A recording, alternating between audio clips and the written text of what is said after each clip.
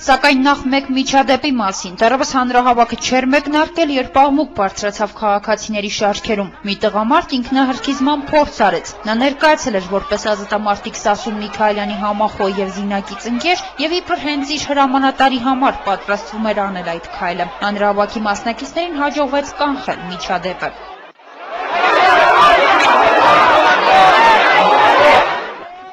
Վանատուրցիներն ինչպես միշտ ակտիվ էին նաև այս անգամ, բոլորից առաջ հարթակում էր նախ Սասուն Միքայելյանի մեծադիր նկարը։ Այնուհետև կոնգրեսի առաջնորդի ուղեկցությամբ հարթակ բարձրացան 1 տարուց ավելի անազատության մեջ գտնված ընդդիմության համախոհները։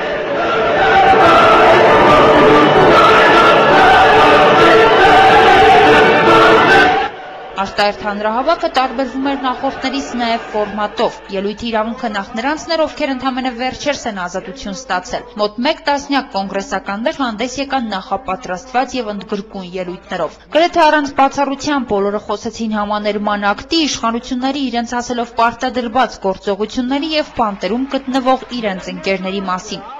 Ողջույն ազատատենչ հայ ժողովրդին։ Ես ինձ բերել եմ այսօր դեռ բանտերում պահվող իմ և մեր բոլորի սիրված ընկերների շունչն ու ողջույնները,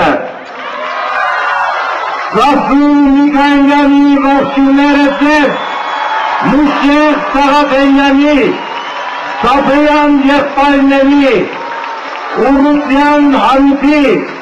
Արամ Մանուկյանի և մեր բոլոր մնացած ընկերների ողջույնները ձեզ և դրանց բոլոր ողջույններին միանում է նաև Նիկոլ Փաշինյանի ողջույնները։ Այս համաներումը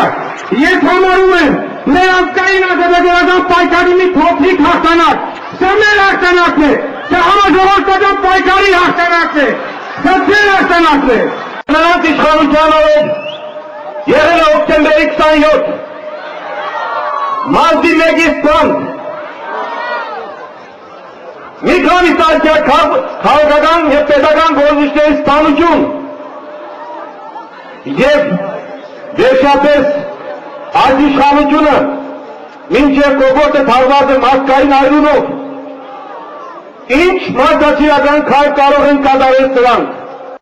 Ալեքսանդր Արզումանյանը դարձյալ խոսեց այն մասին, որ իրենց ուրախությունը լիարժեք չի կարող լինել երկու պատճառով։ Նախ, որ իրենք համաներման արդյունքում են դրսում և հետո, որ ընկերներից շատերը դեռևս բանտերում են։ Սմբատ Այվազյանը հայտարարեց, որ իրենց ազատ արձակելով հարցը ոչ թե փակվել, այլ բացվել, քանի որ ինքը որպես քաղաքացի և ազատամարտիկ իշխանությունների արարքների դիմաց պատասխանի է սպասելու։ Բավականին ընդգրկուն ելույթով հանդես եկավ գլխավոր դատախազի նախկին տեղակալը։ Նա ևս իր ազատության համար երախտապարտ է հրապարակում կանգնած ժողովրդին։